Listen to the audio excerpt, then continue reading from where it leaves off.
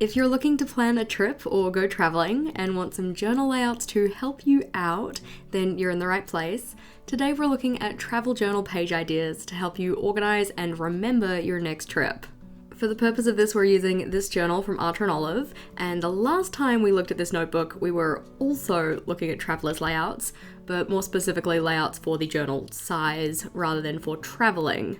If that's what you're looking for, then there's a link in the description to that video, but today we're looking at layouts for when you're either planning a trip or actually traveling. Our first page idea is a where in the world do I want to go or travel bucket list. Notably, the way I've set it up doesn't actually take up a full page because all of the ideas in this video are just ideas, so I've set them up in kind of a smaller version, just so you can kind of get a feel for what a layout could look like if you were to set it up. For the travel bucket list, I've got a world map that you can colour in when you visit certain places, and a checklist so that you can write down where you want to go and tick it off as you travel there. If world travel isn't really what you're looking for and more just like maybe a certain area of the world, you could print off a map that's a little bit closer, a little bit more zoomed in. For instance, if you wanted to hit up all of the states and territories in Australia, maybe you just have a map of Australia, or the same for a different country. The next idea we have is that of a travel planning roadmap, and it's effectively the sequence of steps that you want to take when you're planning a trip. This one would be more of a reference page rather than a checklist,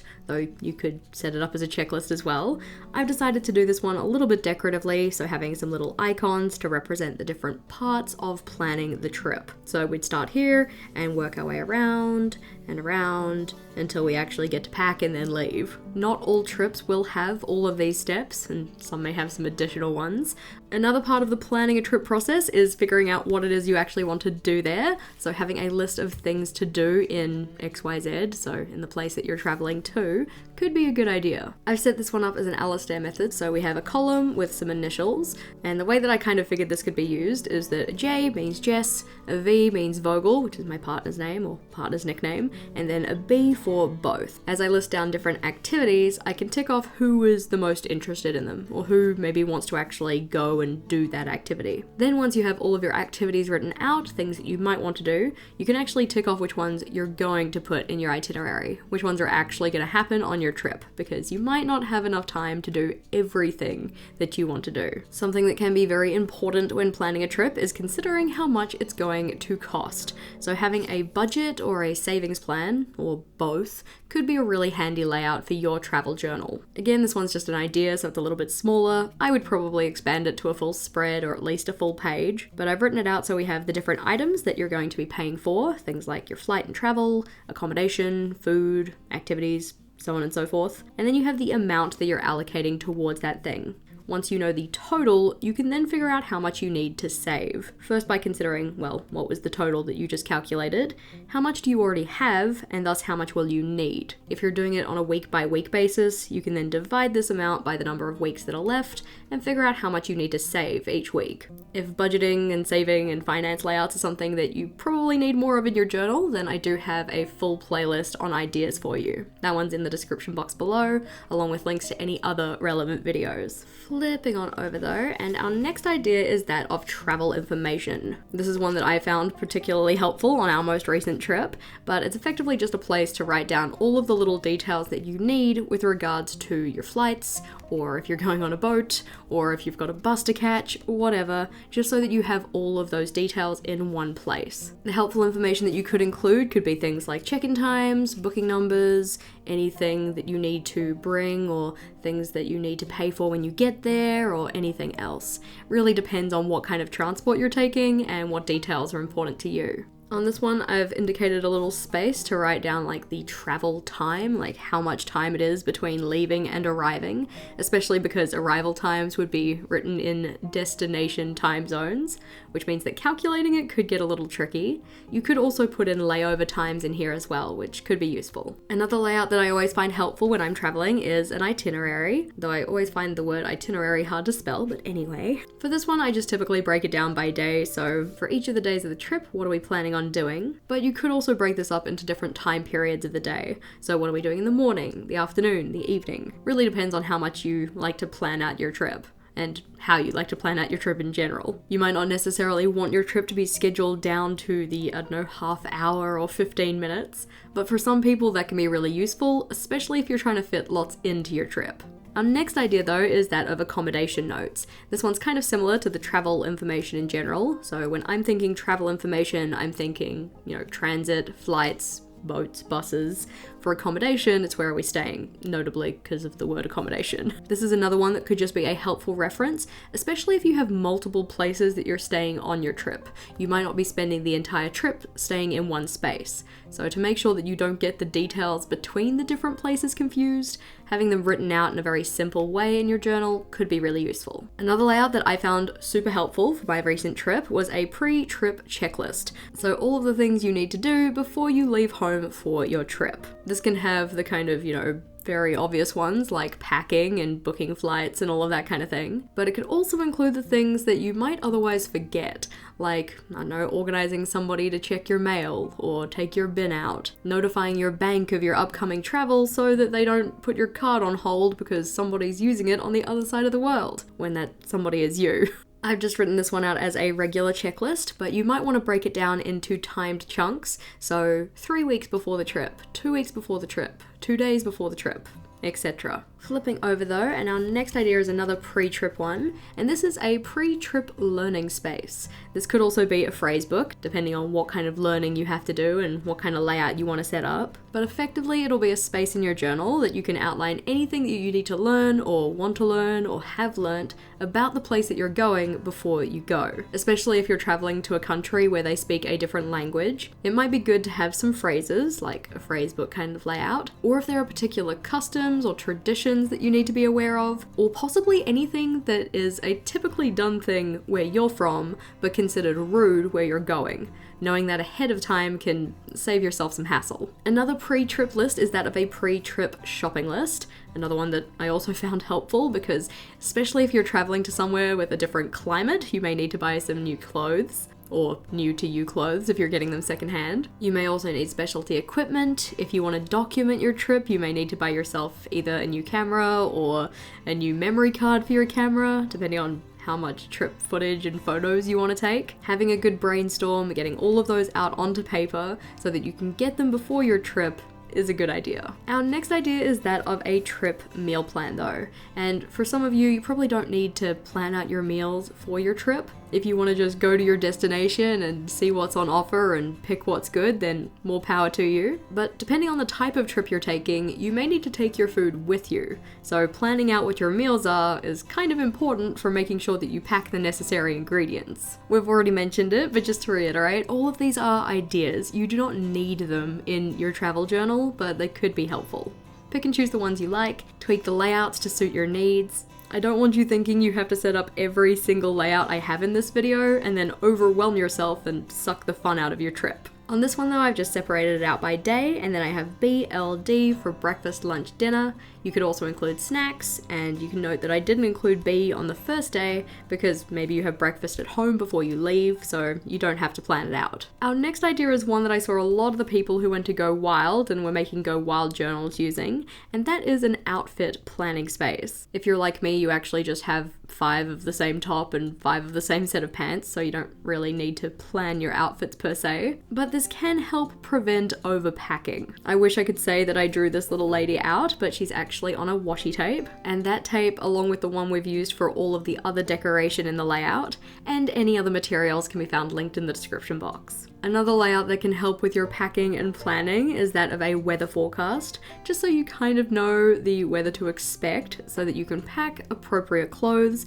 and organize appropriate activities. Of course, if you're going on a longer trip, then looking at the weather that far out may not necessarily be quite as true as it ends up being, but it can still give you a fairly good idea of what to expect. On to the next idea though, and an idea that you would probably expect. we should probably have a packing list. While you could set up a packing list for every single trip you're taking, what you could do instead is set up a master packing list, which has all of the things that you could possibly need on your trip. To make the packing list useful more than once, you can turn it into a reusable list, either by using an erasable pen or a pencil to mark in how many of each item you need, and when you've actually packed it you can tick it off, and then you can erase it when you're finished. Or what I've done here is I've used a little bit of sellotape. You can see the shininess, hopefully, on the page where that is. And that means you can use a dry erase marker over the top to mark in how many of each thing, tick it off once it's packed, and then just carefully wipe it off when you've done all of your packing or your trip is over. Kind of just saves you having to write all of these things out with every single trip, especially if you travel a lot, or maybe you have a tendency to forget writing things down on your packing list. Put all of that mental energy into writing one good full list and then just use it over and over again. Something that I set up with essentially every single trip I take is a last minute list, or the things that I effectively need to do the morning of or just the hour before I leave the house when I'm going traveling. These are the super last minute things, like packing my pillow, which I probably just slept on if I'm leaving the morning of a certain day, or packing my phone charger because I charge my phone overnight, doing your final checks of your passport, setting your house alarm, really anything that's kind of suitable for your situation. Having these on a separate list means that I am less likely to forget them. So as said, I always set myself up a last minute list. An idea that realistically should have gone in the pre-trip stuff, but is one that I think is worth mentioning, is that of what I'm calling a destination deep dive. So this is where you're consuming media, whether that be books, TV shows, movies, music, anything else, that is about or from your destination. It's essentially a way to either build your understanding of the place or to get yourself hyped for your trip. Again, I've used the Alistair method for this, so we have a column for each of the different types of media, we can check off what type it is, and then we have a space for the item, so book title, TV show title, band name, etc. And you can just tick off once you've consumed that item. As said, this can be for learning, or it could just be to get excited about your trip. Another thing that could be helpful, especially if you're going somewhere that doesn't have cell reception or if you're not buying a roaming package, is a map of your destination. If you know where this is, let me know in the comments. But you could have a map either for getting around purposes or as a way of memory keeping your trip. So for instance, annotating places with memories. You could stick in little tip-ins around the map of souvenirs that you collected or little photos. Or, as said, it could just be used for getting around. Flipping over though, and our next idea is that of travel journaling. So we're very much getting into the kind of memory keeping space when it comes to our ideas. Travel journaling is effectively just what it sounds like, so writing down notes and thoughts about the trip, any kind of special memories. Do make sure to include any necessary context for when you're looking back so that you actually remember what was going on. It's kind of like when people try and tell you a funny story and then say you had to be there. Make sure you give your future self the context you need so that you can understand why it was funny. Notably, I did not write this part in myself. That is just a washi tape, and honestly one of my favorite washi tapes for decoration. But onto our next idea, you could set up a layout dedicated to being a photo album or scrapbook. Again, I do encourage you to annotate your pictures or beside them for context so that looking back you kind of know where it was or who you were with or when it was taken, any necessary details to jog your memory about the experience. And if you want to do this photo albuming or scrapbooking on the go, then I do have some materials that I'd recommend, which are also linked in the description box. Mainly being a mini photo printer, whether that be a zinc paper printer or a thermal printer. And then if they aren't sticker backed, you'll also probably want some double-sided tape. Another related idea for your memory keeping is dedicating a space in your journal to travel art. So instead of taking photos or scrapbooking your adventure, then instead you could take it as a moment to do some drawing or some painting about your trip, whether that be places, people, any kind of feelings, and translating those to art. Again, I would encourage annotations so that you can remember when that was in your trip, where it was in your trip, all of that kind of stuff. But it can be a nice form of self-expression either while you're on your trip or when you return from your trip. A lot of the times when we travel, we experience a lot of newness, so you might want to set up a space in your travel journal dedicated to the things that you tried, or the new experiences you had and your thoughts on them. For each of the new things tried though, we have a little space to either doodle in what it was or stick in a little picture that represents that thing that you tried. We have a place to write out what the thing actually was, a place to rate the trying of that thing, so how enjoyable it was, and also a place to note down your thoughts. These little stars are stickers, but you could also draw them in yourself. One of the things that I often remember the most about a trip is the food, so having a food diary space could be useful in your travel journal. As noted, this could include notes, thoughts, the price, rating, etc. I would of course like to include a photo of the food because visually I'll remember it better, and I'd probably also want to include a space to note down whether I wanted to find a recipe for it when I got back home. What you could also do, depending on where you're going, is finding a recipe for that thing from the locals, and you could write that in your food diary as well. Then at least you'll know it is authentic, or at least as close as possible to the one that you actually ate. Oftentimes on our trips, we will collect a bunch of memorabilia, whether that be things like ticket stubs, flat ephemera, pamphlets, anything else. So having a space in your travel journal to stick those in could be good. This is another instance where that double-sided tape is going to come in handy, or if you have a notebook like mine, you'll have a gusseted pocket in the back that you can put those things in, and you can stick it in when you get back. Though I find pretty much any time I say I'm gonna stick things in when I get back home, I often forget to do that. If you're the kind of person who likes to buy things as souvenirs from your trip, whether that be for you or for others,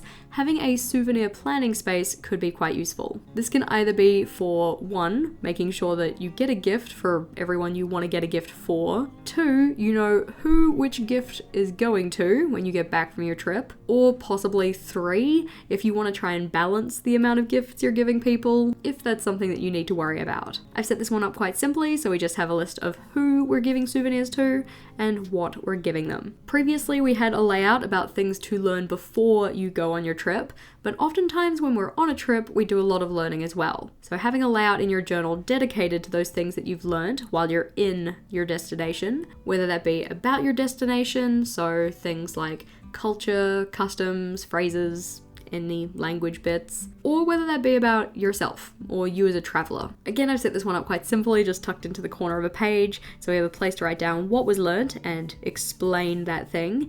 Depending on the thing that you learnt, you might need more space than just 3 lines. Looking at some more memory keeping ideas though, this one here is that of a daily highlight. So effectively it's like a 1 line a day or 2 lines a day, depending on how you want to set it up, but it's from your trip specifically. This could be the top moment of the day or most memorable moment, funniest moment, whatever else. But looking back on it, it'll effectively be a day-by-day highlights reel of your trip. A similar idea, but one that's not done on a daily basis, is that of a favorites/highlights/memorable moments page. What you could do is write out a bunch of different categories, for instance, favorite attraction, favorite site, favorite food, so on and so forth, and write down one for each of those from your trip. Or it could just be a collection of your favorite things in general, whether you want to just write them out or stick in pictures, bits of ephemera that represent those favorite things. It's just another one that is effectively going to be a highlights reel of your trip. Depending on the type of trip you're taking, you may be either going to meet new people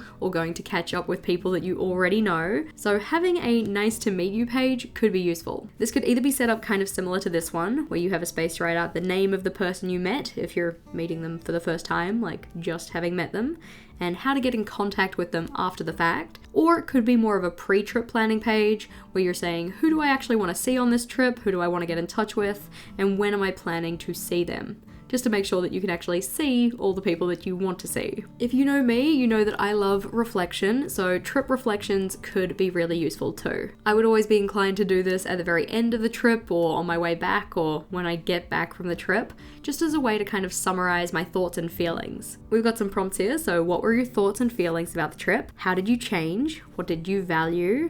Did it challenge or change you in terms of your well-being, your beliefs, etc.? How you reflect is completely up to you. I mean, whether you reflect is also completely up to you. I just find that taking some time to really go through your trip and consider how things could have been done differently or what you really valued from it can help you in planning your next trip, which is also where our next idea comes in, which is notes for future me. So these could be things to keep in mind for your next trip, or possibly advice that you might give to others if they want to travel travel to the same place. I like to use notes for future me in particular for things that I either packed and didn't use or forgot to pack entirely. That's 30 ideas for your travel journal, but let me know in the comments if you have any other ideas. And if you wanted to see more videos like this one, where we go through a bunch of different layout ideas on a certain topic, then the playlist on screen here is where it's at. Click or tap on that one and I'll see you over there.